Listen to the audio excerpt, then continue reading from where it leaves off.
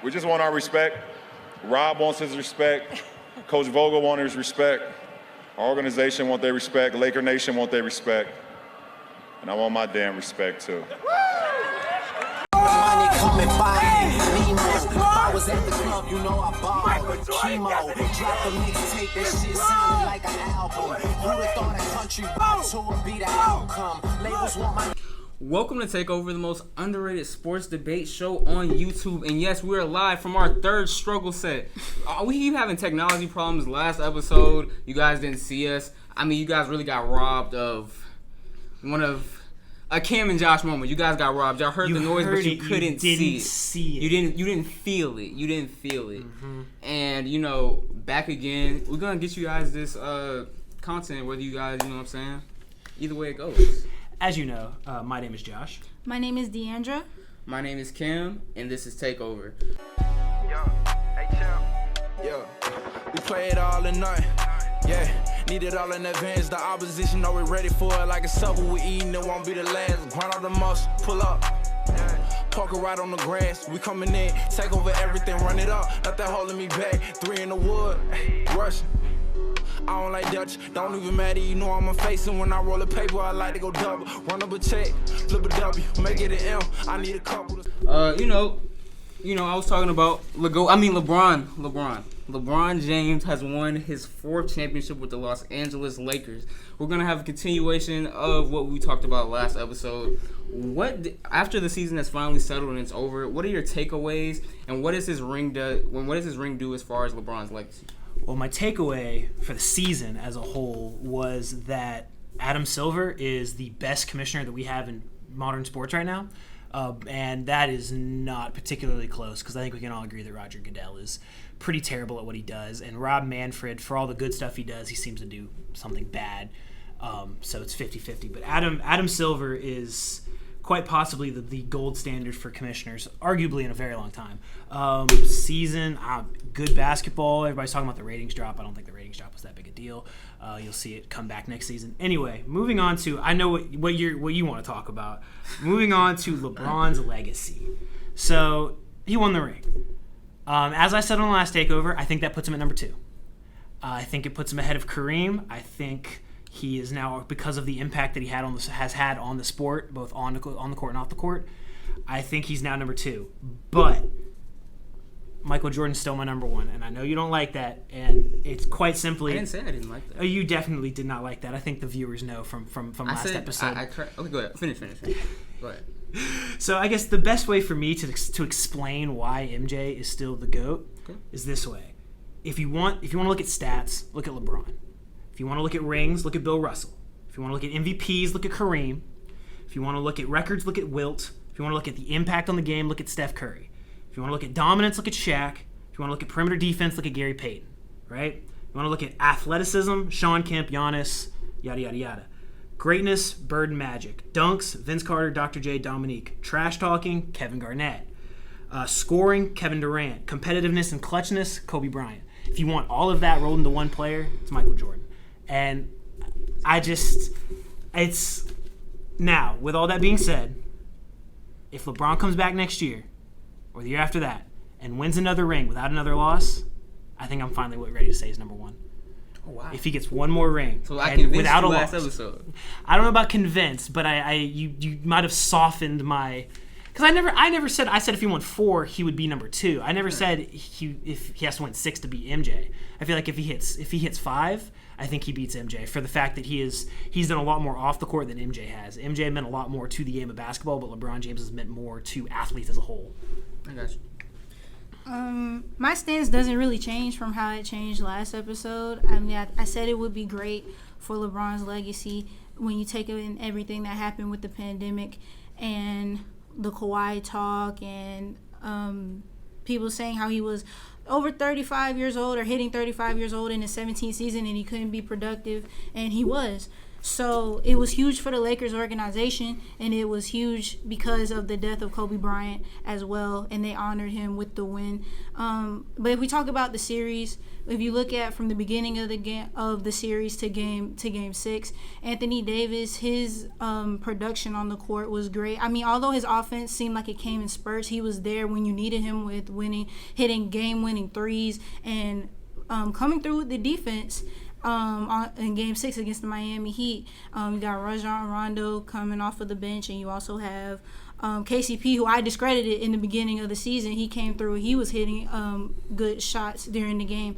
And, of course, we have to give LeBron his flowers while he's here, of course. And him playing the way he did, had almost averaging a triple-double, being 35 years old into his 17th season.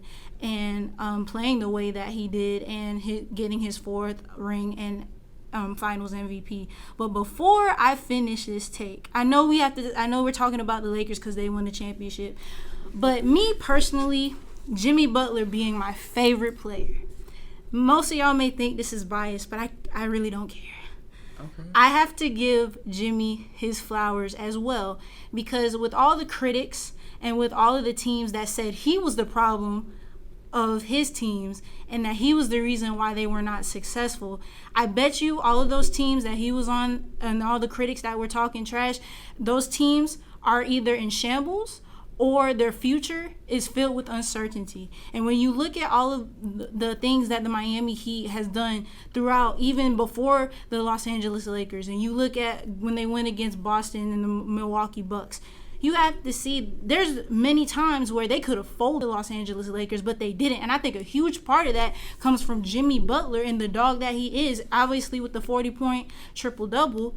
And I just think a huge part of that comes from Jimmy Butler. And I'm sorry, I had to give Jimmy Butler his credit. I understand. If it was Russ, I'd do the same thing.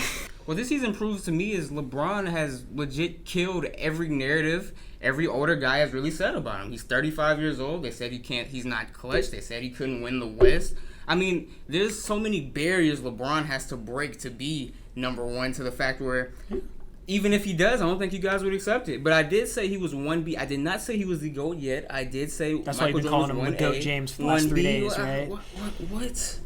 You have no proof of it. Money coming by me. If I was at the club, you know I bought chemo. Drop the mix. You have, I second. I could take screenshots and put them in the video. 1A and 1B, B comes after A, so Mike is still ahead of him. But what this 4th ring does put LeBron in, he now joins that club of Kareem, Mike, and Bill Russell of the players that have 4 MVPs, 4 championships. He's outscored Michael Jordan in the playoffs by 1,500 points. You guys don't like to bring up stats because Jordan retired what? Was it twice? Retired twice. He's retired twice, but I don't think that's LeBron's issue. LeBron's greatness speaks for itself. He also has led his team in the playoffs or in playoff situations 70 times in points, rebounds, and assists. You want to talk about dominance in all areas of the game. He continues to do that every single time.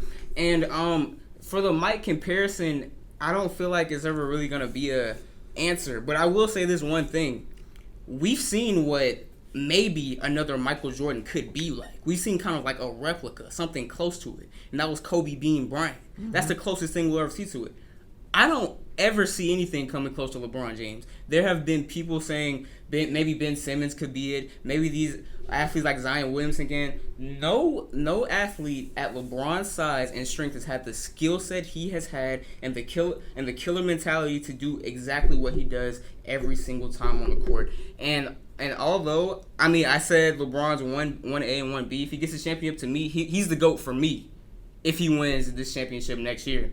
And for all the older guys back home who's all holding on to Kareem and Mike, this GOAT thing is going to be decided on preference more than stats, more than anything. If you say Mike, you respect that he did it with one team. He was a killer the whole time. If you say Bron, you liked the basketball player who always made the right play, always did what he had to do and gave it his all. So that's all I have to say about that.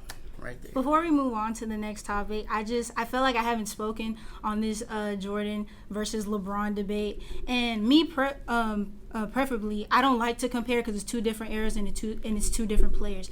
However, one thing I will say about Jordan, because we can argue about stats all day because numbers are infinite and they never stop. Right. So we can argue about numbers all day. But one thing I will say about Jordan that I feel like a lot of people don't really say, and it was displayed in the documentary of The Last Dance, was that the impact that Jordan had on the game. I heard you say that LeBron as a whole had an impact on the game. But we have to remember the NBA was in only it was in purgatory.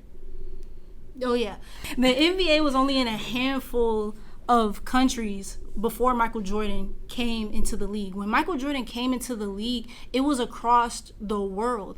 People from all over the world were coming to see Michael Jordan play. People around the world knew that who Michael Jordan was. And keep in mind, yes, it relates to LeBron as well, but you also have to think this was a time before social media. This was a time before you can get on your phone and we can talk about the newest highlight that came out. We can argue over who's better than who. This was before that time. And you're also thinking about brands as well. You're thinking about Jordan opening opportunities for other players that of today, like with bigger contracts as well. And it's not just Jordan; it's other players as well. But him predominantly. Do you think that most of the contracts would be happening today in age, like over $200 million contracts? I think Jordan set that footstone as well. And I'm also thinking about him being a brand, like with shoes. People love to talk about Jordans, but people don't talk about the brand Jordan opening other doors for players as well, giving players like Jimmy Butler and Russell Westbrook shoe deals as well, like Nike and other things like that. So not discrediting anything LeBron has done off of the court, but we have to show Jordan credit where credit is due as well in that sector. LeBron and Magic saved the NBA. Jordan shot it into the stratosphere. The Georgia Bulldogs face off against the Alabama Crimson Tide in a 2-3 matchup in the SEC. So who do you guys have in this matchup? So when I was walking on the elevator before I came to this set, I had ran into a Bulldogs fan. He says to me, "I hope you're ready." That riled me up. Because I'm ready for this game. I'm ready for Bama to show their dominance once more. And I know Georgia fans, we have a good defense this year. Cool. You know? But they haven't seen an offense like this. It includes Najee Harris. We got Waddle. You got Devontae Smith. And you got John Mechie, the newcomer on the block who's finishing plays as well. And when you think about that all added up with number 10, Mac Jones, his guys playing. The narrative about him before was he was just a system quarterback, couldn't get it done. He's thrown over 1,000 yards. He has 8 touchdowns, 1 pick, and that was off of a tip play at the line of scrimmage. And he has a total QB rating of 250.9, and it has the second highest QBR in college football. But I don't think any of those stats matter when he comes to this game. This game is gonna be won by. I'm sorry. Notes all over the place. You're good. This game is going to be won by the weaker parts of Georgia and Alabama. And to me, that's Georgia's offense versus Bama's defense. They got routed last week. Everyone knows. Everyone saw what Ole Miss did. And don't shake the table. I can see it showing up on it. Oh, my bad. All right. Everyone saw what happened. And unlike Ole Miss, I feel like Georgia is a ground and pound team as much as they've been able to spread the ball versus teams like Auburn. And I feel like that feeds right into what Alabama does. And they're going to have to run into those guys like Dylan Moses, Ben Davis, and Christian Harris. And I think they're going to have a tough time running the ball. And unlike what LSU did, where I feel like they picked on Trayvon Diggs the whole entire game, I don't think there's a cornerback on this Bama team you can legit pick on, whether it's Patrick Surtain, Josh Jobe, or Malachi Moore. And you got Jordan Battle and Wood over the middle as well. I think Bama's got this. Nick Saban has never lost to one of his assistants, and the master will be the student again. It's the offense versus defense slugfest. Alabama has kind of gone anti-SEC, the way the SEC used to be built, all defense, no offense. It's a lot more offense now. Bama arguably has the best offense in the nation right now. I would put them over Clemson for sure. I don't really know, man. Like, you covered it. Georgia's offense is mediocre at best. They played some relatively bad teams. Actually, you know what I want to cover? We call it offense versus defense slugfest. I think UGA's defense is overrated. Overrated? Hear me out, right? Hear me out, all right? First of all, they've played 3-0, right? They've played Arkansas, Auburn, and Tennessee. The best offense in that group is Tennessee. They're 48th in the nation in points per game. Auburn 62nd, and Arkansas 69th. So the fact that this defense is the best in the SEC, they ain't played nobody yet. The best team they played is Tennessee, who, I mean, if we're being honest, Georgia fans, be honest with me. Tennessee's offense is not – they're not good. And on top of that, Georgia hasn't won an actual big game in a while. They lost last year in the SEC title game. They didn't just lose. They got shellacked by LSU. They lost to Bama in 2018 in the SEC title game and a college football title game. The only reason they got to the college football title game was because they played Oklahoma, who couldn't stop anybody. So, and then, obviously, the one thing you always have to bring up, Nick Saban's never lost to a former assistant. Kirby Smart's a former assistant. I think that's all that really needs to be said right there. Bama by 3 touchdowns. 3? 3 touchdowns. I think it's closer. You heard it here first. Maybe by 1 or 2. 3 touchdowns. Go ahead. Obviously, you guys covered a huge chunk of what I was going to talk about, but I'll just go over, like you guys said, the weaknesses and the strength of each team. We talk about Mac Jones. Me personally, I did not think that he was going to perform like how he has been performing now. He has a 70% efficiency rating, and he's thrown over 1,000 yards. But the thing about Alabama, of course, is the defense. They gave up 48 to Ole Miss, and they allowed 657 yards and 150.7 rushing yards. Meanwhile, Georgia has only allowed 38.3 rushing yards. And as we said, their defense, you don't think so, but their defense is good in my opinion. But their offense hasn't really clicked like Alabama. So in order for them to win, I think the key is going to be for them to obviously get their running backs going, get their wide receivers involved, and slow down Alabama, obviously. And I remember you said that Georgia hasn't faced an offense like Alabama, but Alabama hasn't necessarily faced a defense like Georgia, I would say, because you guys play, Missouri, Texas A&M, and Ole Miss. I don't think those defense even reach Georgia's defense, in my opinion. I think it's going to be a shootout. I think it's going to come down to the last play, to be honest with you.